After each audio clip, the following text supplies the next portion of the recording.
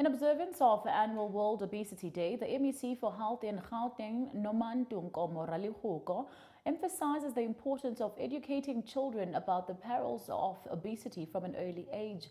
Nkomo Ralihuko made the remarks during the World Obesity Day Summit, a two-day event held in Sandton in partnership with Novo Nordisk and the city of Johannesburg, which aims to explore effective strategies for combating childhood obesity.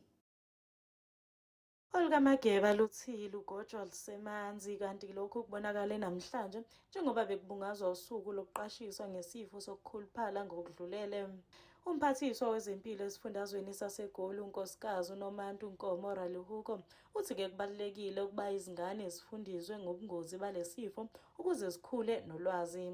Ibaluleke kakhulu le summit yethu yanamhlanje siyenzayo asiyenzi sisodwa siye sahlangana kunye nabantu Danish Embassy eDenmark kunye neNovo Nordisk iyayikhumbula sihlala sisebenza nayo on issues of diabetes, because our statistics when we were looking at them apha eGauteng yenyuka ngokulendaba lena ye-obesity, but we felt that if siyiqale ebantwaneni ko-5 years up to 15 years imessage yethu sihambe kunye nayo nabo izawusinceda loo nto leyo.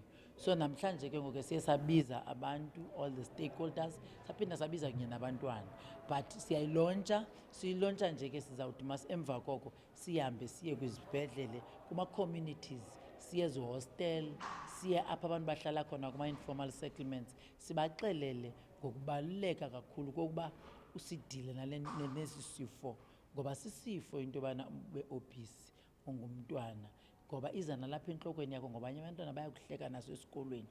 Kusenjalo imenenja yenhlangano iNovo Nordisk ithi usuku lwanamhlanje lubalulekile ukusabalalisa ulwazi kanjalo nokudingida isisombululo.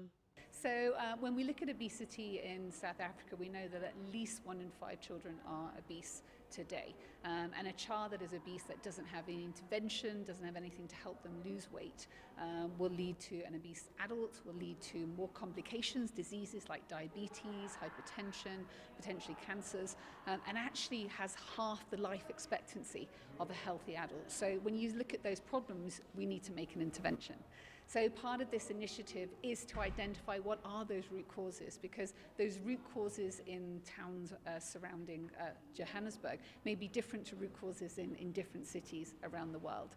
Le summit kulindeleke ithathe izinsuku ezimbili kanti namhlanje izikhulumi izidingide izindlela ezahlukene ezicabanga ukuthi yizona ezinomthelela. Ezindabeni zeSoweto TV, nginokulunga Mthembu ngiseSandton.